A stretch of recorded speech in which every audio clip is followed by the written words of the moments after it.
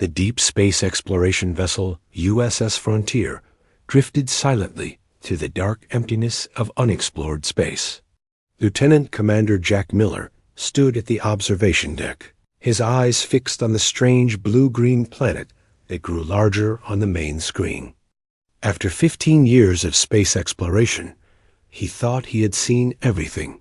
But something about this planet made the hairs on his neck stand up. Beautiful, isn't it? Dr. Lily Watson stepped beside him, her tablet displaying scrolling data. The atmospheric readings are unlike anything in our database. Jack nodded. What's got you so excited about this one? Lily's eyes sparkled with the enthusiasm that had made her the ship's top xenobiologist. The biological signatures. They're complex, incredibly diverse. Whatever lives down there has evolved far beyond what we typically find. Captain Alan Brooks joined them, his weathered face serious as always. I want you both on the landing. Team, we touched down in 1 hour. The shuttle ride through the atmosphere was rough. Jack gripped his harness as the craft bounced through thick cloud layers.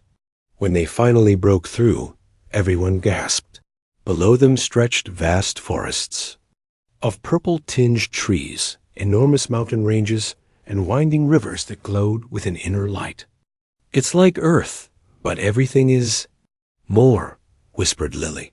The landing site was a clearing near one of the glowing rivers. As the team of 6 stepped out, the air felt heavy, rich with strange scents. Jack checked his gear while Captain Brooks established a perimeter. Remember, we stay together, Brooks instructed. Standard exploration protocol. Watson, you collect your samples. Miller, you're on security with me. The first 2 hours passed without incident. Lily collected plant specimens and soil samples, excitedly documenting everything. The other scientists mapped the immediate area and set up monitoring equipment. Captain, request permission to check that ridge. Jack pointed to a rocky outcropping about half a mile away. It would give us a better view of the surroundings. Brooks frowned but nodded. Take Davis with you and keep your comb open. Jack. And Davis hiked toward the ridge, pushing through vegetation that seemed to respond to their touch, curling away as if shy. The ground sloped upward, and soon they were climbing over smooth, warm rocks. This place gives me the creeps, Davis muttered. Everything feels like it's watching us. Jack had noticed it too, a sensation of being observed that he couldn't shake. Stay alert. We'll just get a quick look and head back. They reached the top of the ridge and were rewarded with a breathtaking view. The forest stretched for miles, broken by those glowing rivers and what looked like clearings in regular patterns, too regular to be natural. Miller to Brooks, Jack called into his comm. You need to see this. I think there might be signs of... A loud crash from behind cut him off. Jack spun around to see Davis sprawled on the ground, his equipment scattered. Above him, crouched on a higher rock, was a creature unlike anything Jack had ever seen. It was massive, at least 9 feet tall and standing, Jack guessed, with a sleek, muscular body covered in scales that shifted between deep blue and black. Its head was elongated with a row of sensory pits running along its jaw. 6 limbs gave it incredible balance. 2 powerful back legs, 2 slightly smaller middle limbs, and 2 front arms ending in clawed hands. But what froze Jack in place? Were its eyes, amber with vertical pupils, filled with unmistakable intelligence. Davis, don't move, Jack whispered, slowly reaching for his stun pistol. The creature's head snapped toward Jack, in a blur of movement too fast to follow. It leaped across the space between them. Jack fired, but the creature was already gone, circling around him. Miller, Davis. Report! Brooks's voice crackled from the comm. The creature paused at the sound, head tilting. Jack expected it to attack, but instead, it sniffed the air around. Him, moving closer with cautious grace. Brooks, we've encountered a native life form. Large predator, highly intelligent. Davis is down but appears unharmed. The creature is studying us. Jack kept his weapon raised but didn't fire. There was something in the creature's behavior that didn't match a predator about to attack. It circled him, keeping a careful distance, occasionally making a soft clicking sound deep in its throat. All teams fall back to the shuttle, Brooks ordered. Miller, can you extract? Before Jack could answer, the creature froze, its attention shifting to the forest. A moment later, Jack heard it too, crashing sounds coming closer. The creature's scales darkened, and it dropped into a hunting crouch. 3 smaller predators burst from the trees. They resembled the larger creature, but were about half its size with rougher scales and wilder eyes. They spotted Davis and moved toward him with hungry intent. Jack fired a warning shot, but the smaller predators barely noticed. He prepared to defend Davis when something extraordinary happened. The large creature roared, a sound so deep and powerful that Jack felt it. In his chest, it placed itself between the smaller predators and the humans. The smaller creatures immediately backed away, lowering their heads in what could only be described as submission. With a series of sharp clicks and movements, the large creature drove them back into the forest. Then it turned to Jack, the hose, intelligent eyes studying him once more. It made no aggressive moves. "Miller, we're coming to you," Brooks called. "Negative, Captain," Jack responded, never breaking eye contact with the creature. I think it just protected us." Lily's voice came over the comm, breathless with excitement. "Jack, describe everything. What's it doing now?" "It's just watching me, like it's trying to figure me out." By the time Brooks and the others arrived, a large creature had retreated to a high rock, still observing. Davis had regained consciousness, claiming the creature had merely bumped into him, not attacked. Lily approached slowly, her scientific curiosity overcoming caution. "It's magnificent. An apex predator for sure, but with problem-solving intelligence. It protected us from the smaller ones," Jack explained. "They looked like the same species, maybe younger or a different social rank." Brooks ordered everyone back to the shuttle, but the creature followed at a distance, watching particularly when Jack spoke or gave commands. Back at the ship, the science team reviewed the encounter footage. "I'm calling it a shadow claw, based on those retractable talons," Lily announced. "But what I can't explain is why it protected you, Jack. Predators don't do that for potential." Pray. Over the next days, more landing parties reported similar experiences. Predator species across the planet seemed to avoid attacking humans, sometimes even acting protectively. The shadow claw that Jack encountered, now nicknamed Alpha, by the crew, was spotted regularly near their exploration zones.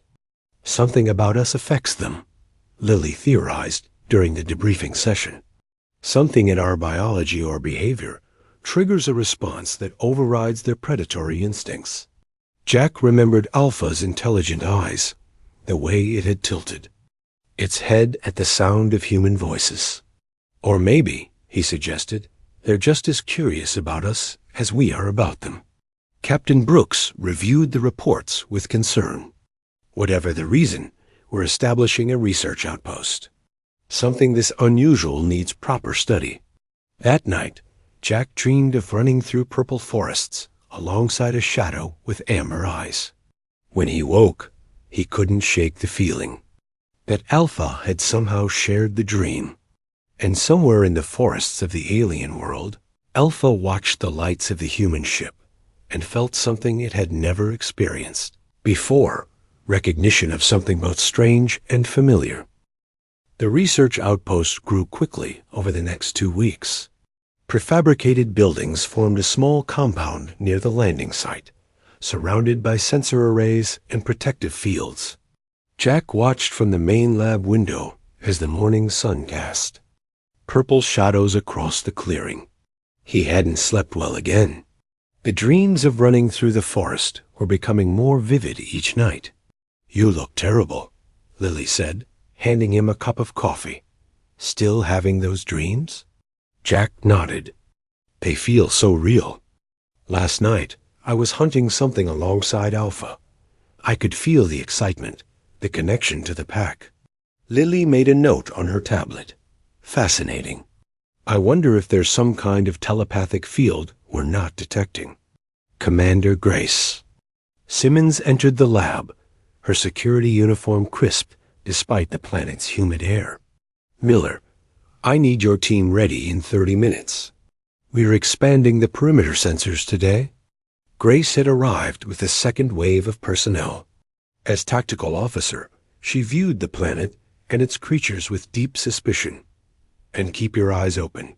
Something damaged the north sensor array last night." After she left, Lily raised an eyebrow. "That's the third equipment failure this week." "Coincidence?" Jack asked. "On a planet with highly intelligent predators? I doubt it." Outside, Jack led his team through the forest edge, carrying sensor equipment. Dr. Peter Rodriguez, the xenolinguist who had joined them a week ago, recorded sounds from the forest. "The clicking patterns are consistent," Peter said excitedly. "There's definite communication happening between the shadow claws. I'm starting to recognize certain sequences." Jack stopped suddenly, feeling a familiar prickle at the back of his neck. "We're being watched." The team tensed, hands moving to their weapons. Jack raised his hand for them to stop. "It's okay. I think it's Alpha." As if summoned by his words, the massive shadowclaw emerged from the purple foliage. It had become a regular visitor, always keeping distance, always watching. This time, it carried something in its front claws. "Nobody move," Jack said softly. He took a step forward. Alpha placed the object on the ground, a piece of metal that Jack recognized as part of the damaged sensor array. The creature backed away, amber eyes fixed on Jack. "It's bringing back the equipment," Peter whispered. In amazement, "It understands these are our things." Jack slowly approached and picked up the sensor part. "Thank you," he said to Alpha. The creature made a series of clicks and tilts of its head. Peter frantically recorded. "It's responding to your voice patterns. I think it's trying to mimic communication." That afternoon, Lily called an emergency meeting. Her usually calm face showed excitement and concern. "The test results are back. Humans emit specific pheromones that affect the wildlife here, particularly the predator species." Captain Brooks frowned. "Affect them how?" "They trigger a calming response, almost like recognition. These creatures should see us as prey, but instead, they react as if we're familiar somehow."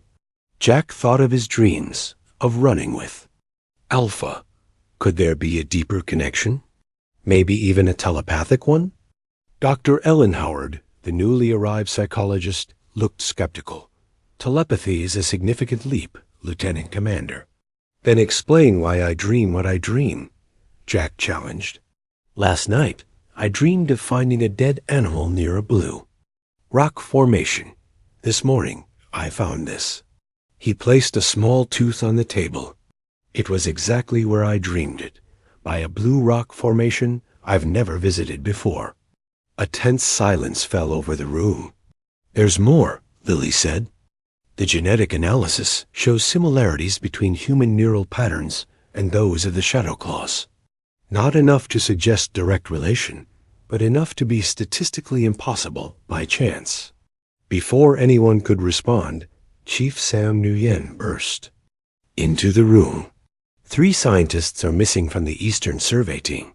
The next hours were chaos. Search parties combed the forests while Grace argued for bringing in armed reinforcements from the ship. Jack led a team along the eastern ridge, following tracks that seemed deliberately clear, as if leaving a trail. "Jack, over here," Peter called from ahead. He stood at the edge of a clearing, pointing.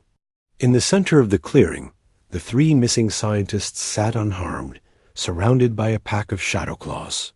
Not captives, they were examining plant samples while the creatures stood guard around them.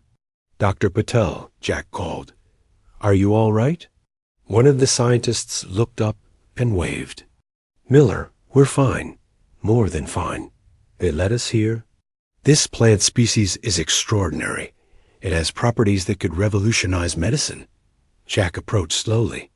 The shadow claws watched, but made no aggressive moves. Alpha appeared from the trees and approached Jack directly. For the first time, it came within arm's reach. "They protected us from something in the forest," Dr. Patel explained. "Then brought us here, seemed to want us to see these plants."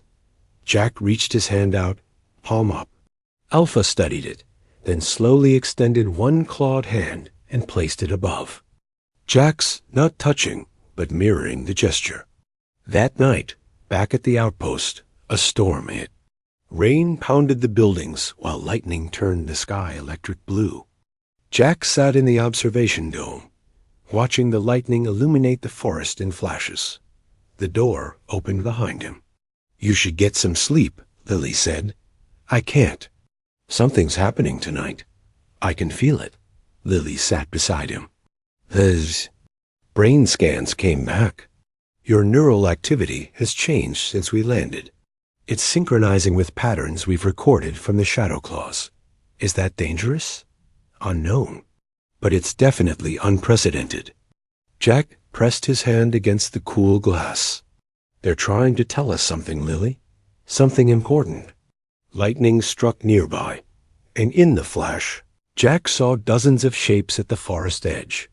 Shadow claws, standing in the rain, all facing the outpost. At their center stood Alpha, larger than the others, its scales shimmering with reflected lightning. "Look," Jack whispered. Lily gasped. "There must be 30 of them. They're waiting for something." As if in response, Alpha raised its head and let out a long, complex series of clicks and calls. The other shadow claws responded in kind, creating an eerie chorus that somehow carried through the storm. Jack's head suddenly filled with images. A cave deep in the forest, walls covered with markings, a sense of urgency. "I need to go out there," he said, standing. "Jack, that's insane. The storm, they're showing me something. A place. It's important." Lily grabbed his arm. "Then I'm coming with you." As they prepared to leave, Captain Brooks intercepted them. "Whatever you're planning, it can wait until morning." "No, it can't," Jack insisted. "Captain, I know this sounds crazy, but they're communicating with me. There's something they need us to see." Brooks studied him for a long moment. "You really believe this?" "Yes, sir, I do." Brooks sighed. "Take a security team. First sign of trouble, you get out of there." When Jack and Lily stepped outside under protective gear, the shadow claws remained at the forest edge. Alpha approached alone, stopping a few feet away. It made a gesture with its head, then turned toward the forest. "It wants us to follow," Jack said. Lily nodded, her face a mixture of fear and scientific curiosity. "Then let's see where it leads." Together, they stepped into the storm-lashed forest, following the galaxy's deadliest predator into the unknown. Rain poured through the purple canopy as Jack, Lily, and 2 security officers followed Alpha into the forest. Lightning flashed overhead, illuminating their path in brief, electric bursts. The massive shadow claw moved with surprising grace, occasionally looking back to ensure the humans kept pace. "Where do you think it's taking us?" Lily shouted over the storm. Jack shook his head. "I'm not sure, but I keep seeing a cave in my mind. Some kind of ... sacred place." They had been walking for nearly an hour when Alpha stopped suddenly.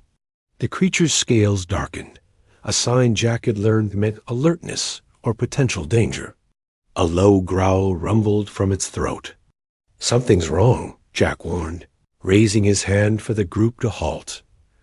From the shadows emerged 3 large, six-legged creatures, unlike anything they had seen before.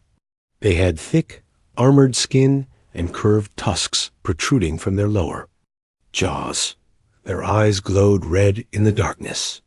"Those aren't shadow claws," Lily whispered, slowly reaching for her scanner. Alpha positioned itself between the new creatures and the humans. The standoff lasted only seconds before the largest of the unknown beasts charged. Alpha met the attack with frightening speed, claws extended, roaring a challenge that echoed through the forest. "We should help," one of the security officers said. Raising his weapon, Jack placed a hand on the weapon. "No, wait." The battle was swift and violent.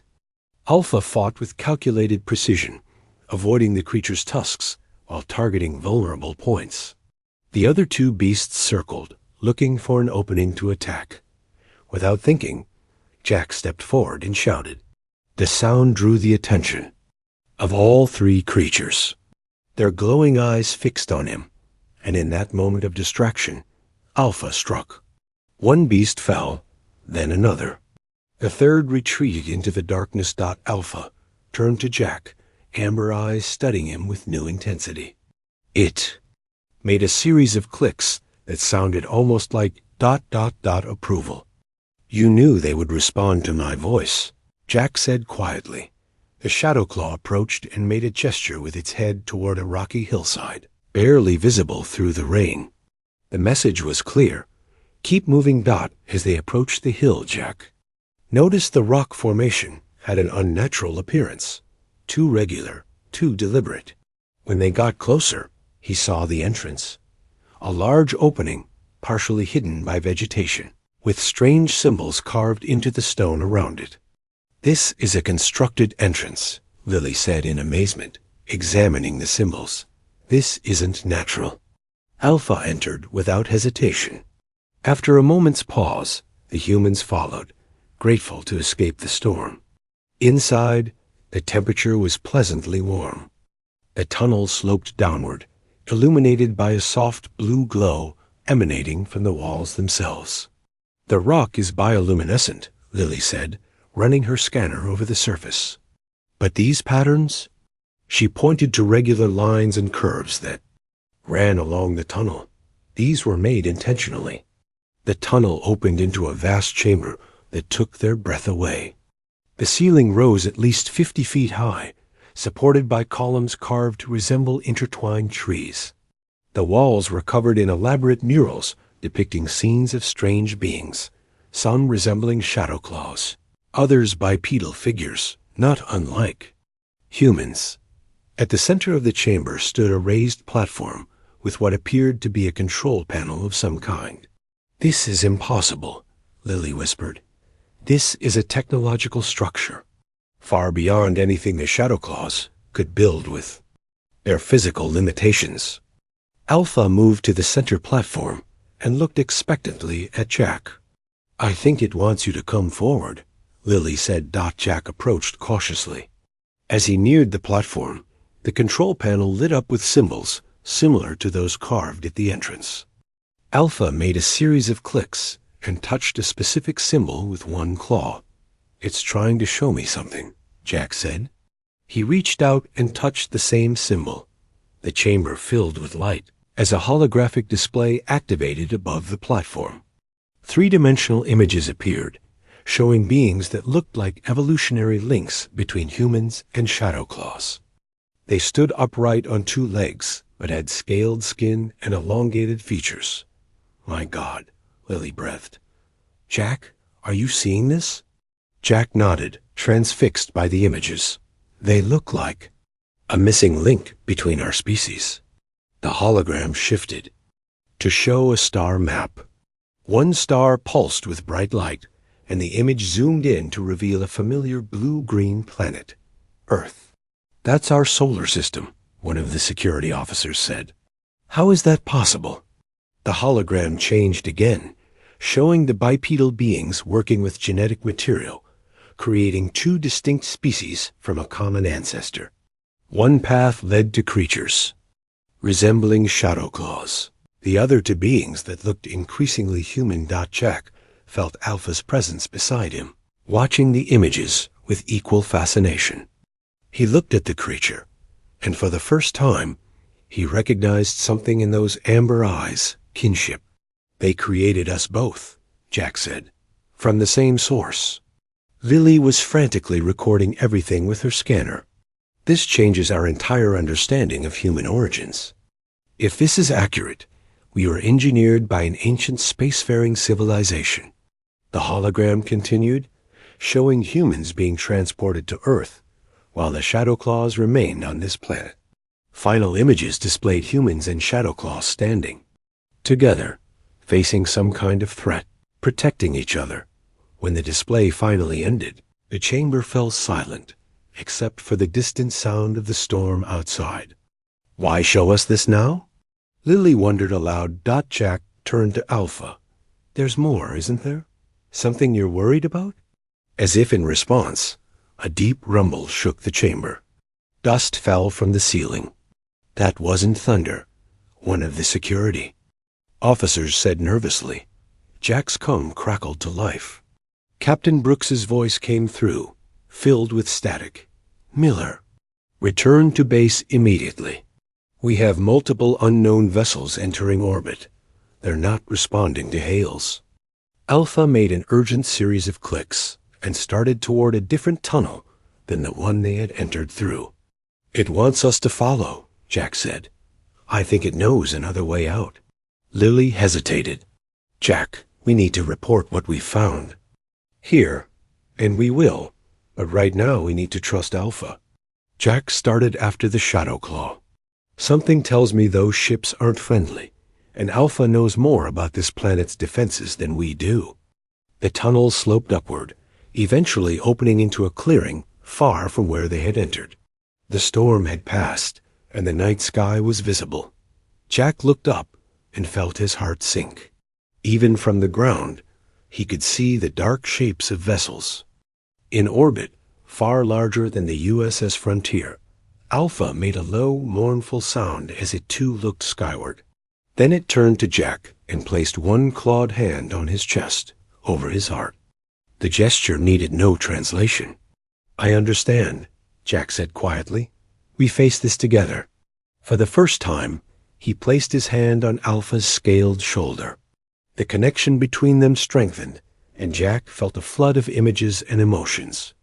Concern, determination, and something unexpected. Hope. As they made their way back toward the outpost, Jack realized that whatever came next, humans and Shadowclaws would face it as what they truly were, not predator and prey, but family. Separated by time and space, now reunited just as a new threat appeared on the horizon. The research outpost was in a state of controlled chaos when Jack, Lily, and their team returned. Personnel rushed to secure equipment, while security teams distributed weapons. Captain Brooks stood at the command center, his face grim as he studied the display showing 5 large vessels in orbit. "Miller, report," Brooks ordered as soon as he spotted Jack. "Sir, we've discovered something extraordinary," Jack began, but Brooks cut him off. "That will have to wait. We have more pressing concerns." He pointed to the display. "These ships appeared 30 minutes ago. They're not responding to any communication attempts, and they've deployed smaller craft that are heading for the surface." Alpha, who had followed them to the edge of the camp, remained just outside the perimeter. Several other Shadowclaws had gathered there, watching the activity with alert amber eyes. "Sir," Jack said, "I believe the Shadowclaws can help us. What we found in that cave changes everything we thought we knew about them and about ourselves." Brooks looked skeptical, but nodded for Jack to continue. Lily stepped forward, her scanner in hand. "Captain, we found evidence that humans and Shadowclaws were created by the same ancient civilization. We're genetically related, engineered from the young. Same base species." A new voice interrupted. "That's quite a claim, Doctor." They turned to see Admiral Frank Patterson, who had arrived on the second supply ship. With him was Dr. Maria Vega, a xenarchaeologist who had been studying artifacts found near the landing site. "Admiral," Rooks said, "when did you arrive?" "Just before our visitors appeared," Patterson replied. "Fortunate timing, it seems." He turned to Jack. "Lieutenant Commander, I want to hear more about this cave." Jack quickly explained what they had discovered: the ancient structure, the holographic display showing the genetic engineering of both species, and the star maps pointing to Earth. Doctor Vega's eyes widened with excitement. "This confirms my findings. The artifacts we've been studying show a highly advanced civilization existed here thousands of years ago. But I never imagined they were responsible for human origins as well." "As fascinating as this is," Patterson said, "we need to focus on our immediate situation. Those ships don't look friendly, and we need to know what we're dealing with." A communications officer rushed over. "Captain, Admiral, we're receiving a transmission from the lead vessel." The main screen flickered to life, revealing a humanoid figure with gray skin, large black eyes, and no visible hair. When it spoke, its voice had a metallic quality that the translation software struggled to process. "Humans of Earth, you have trespassed on a world marked for harvest by the Vex Collective. You will surrender all research data and depart immediately. This planet and its resources belong to us." Patterson stepped forward. "This is Admiral Frank Patterson of the United Earth Space Navy. We claim no ownership of this planet, but we are conducting peaceful research here in cooperation with the native species." The Vex representative's expression didn't change. "The primitive life forms of this world are relevant. You have 12 Earth hours to evacuate before we begin our extraction process." The screen went dark. "Extraction process?" Lily asked. "What does that mean?" Dr. Vega looked troubled. "Based on what I've seen in other systems, it likely means strip mining the planet for resources. The Vex are known for their destructive harvesting methods." Jack felt a surge of anger. "We can't let that happen." He turned to look at Alpha, who still waited at the perimeter. The Shadowclaw's posture had changed. It stood taller, more alert, sensing the danger. Jack made a decision. "Admiral, Captain, I request permission to try communicating with the Shadowclaws about this threat. I believe they understand more than we realize, and they might have knowledge about the ancient technology we found." Patterson exchanged glances with Brooks, then nodded. "Go ahead, Miller. At this point, we need all the help we can get." Jack approached Alpha, aware of everyone watching. The mental connection between them had grown stronger since the cave. He concentrated on sending images of the Vex ships and the threat they posed. Alpha's response was immediate. It made a series of complex clicks, then turned and loped into the forest. Before Jack could react, it returned with 3 larger Shadowclaws, older creatures with battle scars and deeper coloration. They studied Jack with intense amber eyes. "I think these are their leaders," Jack said quietly to Lily, who had joined him. "They're elders." The largest of the newcomers approached Jack and made a gesture with its head, pointing toward the mountains to the north. "It wants us to go somewhere," Jack said. "More caves?" Lily asked. Jack concentrated, trying to receive clearer images from the Shadowclaw. "No, something bigger, some kind of council gathering." Admiral Patterson approached cautiously. "A council?" "Yes," Jack said, the mental image becoming clearer. "They're gathering all the Shadowclaw packs from across the planet. There's a place in the mountains where they meet." Patterson considered this. "If these creatures are as intelligent as you say, and they share our genetic heritage, their help could be invaluable." He turned to Brooks. "Prepare a team. We'll follow Miller and these ... elders." 6 hours later, Jack found himself standing on a high mountain plateau, surrounded by hundreds of Shadowclaws. The sight was both terrifying and awe-inspiring. the galaxy's deadliest predators gathered in one place. Their scaled bodies shifting colors in the sunlight. In the center of the plateau was a structure similar to the cave they had found, but much larger and partially exposed to the sky. Alpha led Jack, Patterson, Brooks, Lily, and Dr. Vega toward it, while the other humans waited at a respectful distance. Inside the structure, they found a chamber larger than the first, with a central platform surrounded by stone seats arranged in concentric circles. The elder Shadow Claws took positions on these seats, while Alpha guided Jack to the central platform. "I think they want me to stand here," Jack said nervously. As soon as he stepped onto the platform, the floor beneath him lit up with the same blue glow they had seen in the cave. The entire chamber hummed with energy, and a holographic display appeared, but this time it was different. It showed the planet, the orbiting Vex ships, and a network of points across the surface that pulsed with light. "Defense systems," Dr. Vega whispered in amazement. "They're showing us planetary defense systems left by the ancients." Alpha approached Jack and placed its clawed hand next to his on the platform. The connection between them surged stronger than ever before. Jack gasped as his mind filled with knowledge: how to activate the systems, how to target the Vex ships, how generations of Shadow Claws had preserved this knowledge, waiting for the day when their human counterparts would return.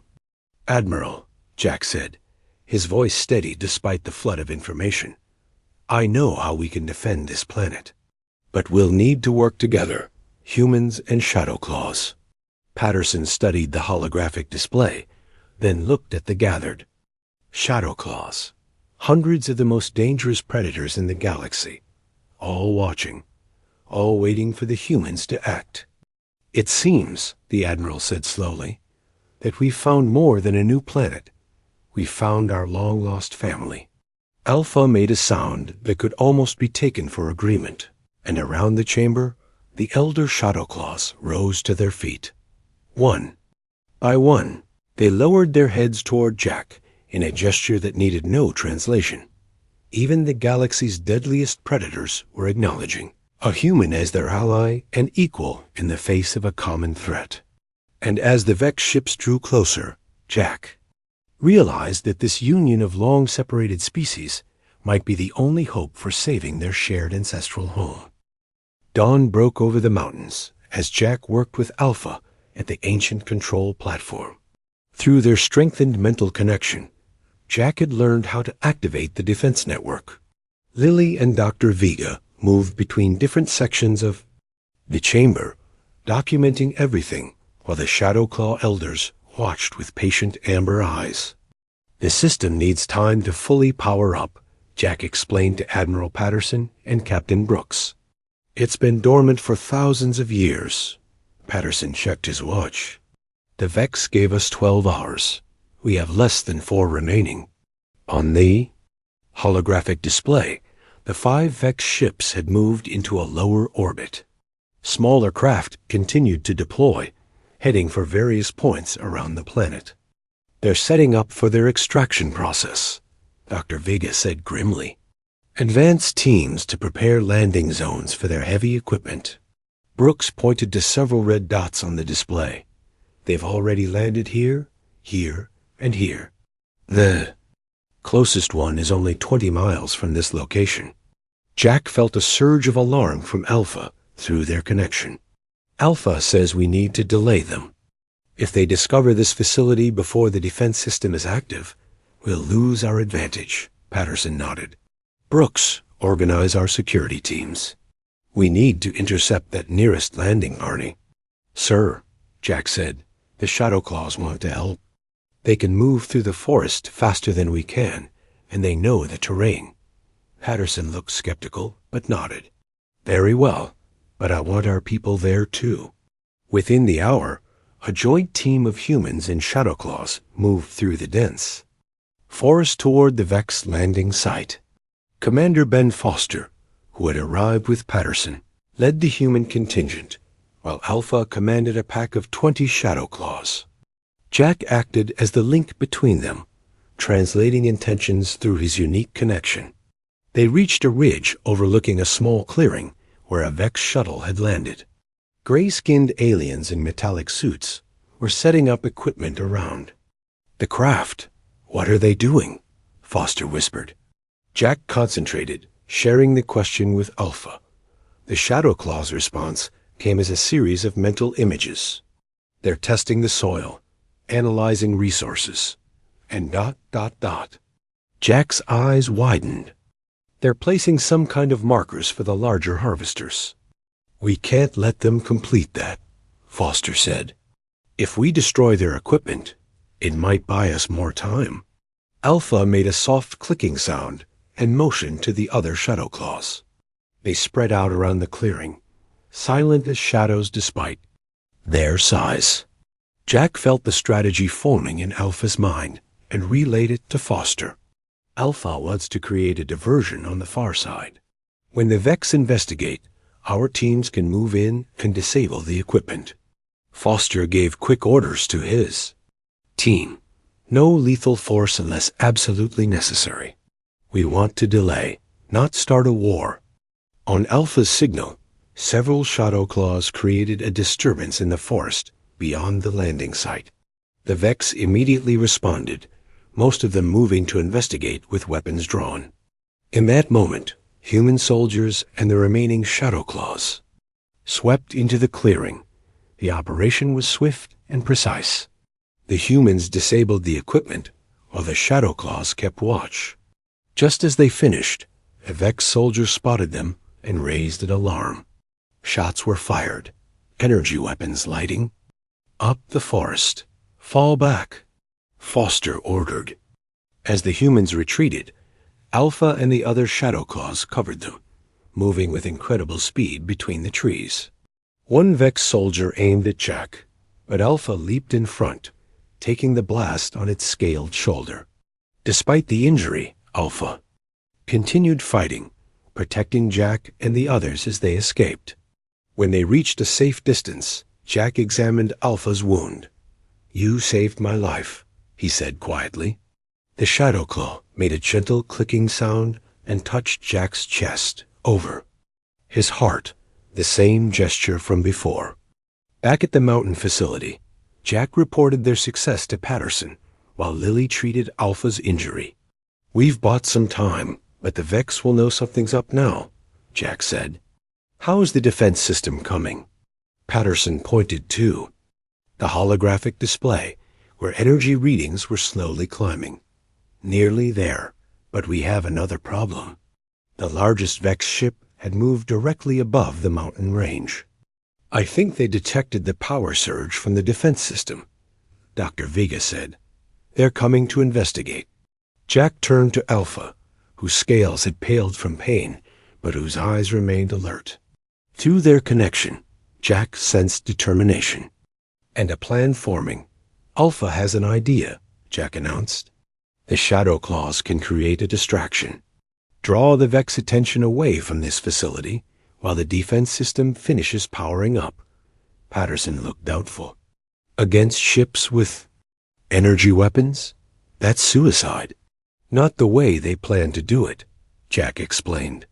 "They know this planet better than anyone. There are underground passages, natural camouflage. They can make the Vex think the power source is elsewhere." Before Patterson could respond, the facility shook as something struck the mountainside. The Vex were firing preliminary shots. "We're out of options," Brooks said. "Let them try."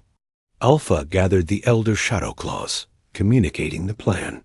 Within minutes, hundreds of Shadow Claws were moving out across the plateau and down into the forests.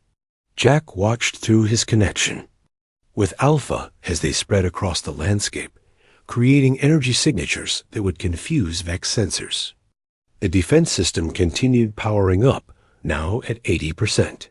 On the display, they could see Vex ships changing position, distracted by the false readings the Shadow Claws were creating. A deep rumble shook the mountain as a massive stone door at the rear of the facility began to open. Light poured in, revealing something that made even Admiral Patterson gasp, a hangar containing sleek ships of ancient design. Transportation, Jack said, receiving the knowledge through his link with Alpha. The ancients left these for emergencies. And for return journeys to Earth.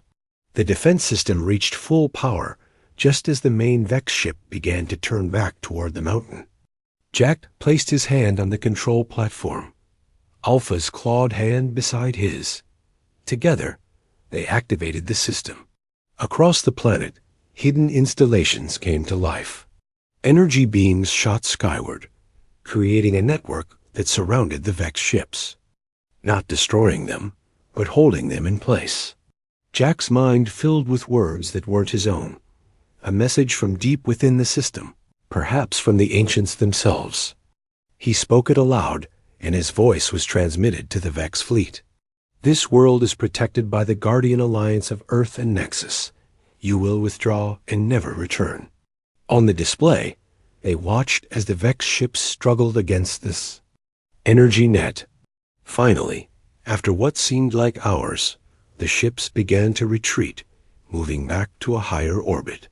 A communication came through. We withdraw for now. But the Vex Collective does not surrender claims easily. We will return when your defenses fail. And we'll be waiting, Jack replied. As the Vex ships departed, Shadowclaws began returning to the mountain facility. Alpha stood proudly, despite its injury, as the elders gathered around Jack. One by one, each of the massive predators lowered their heads in a gesture of profound respect. Admiral Patterson stepped forward.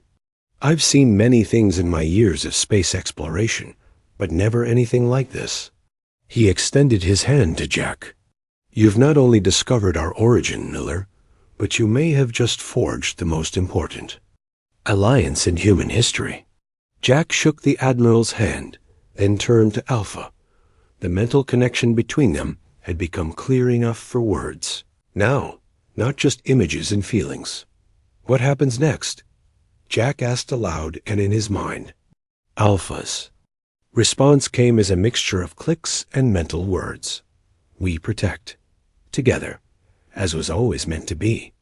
As the sun set over the mountains of their shared ancestral home, Jack stood with Alpha, human and predator side by side, guardians of a legacy older than either of their civilizations. And in that moment, the galaxy's deadliest predator bowed. Once more to a human, not in submission, but in partnership and respect.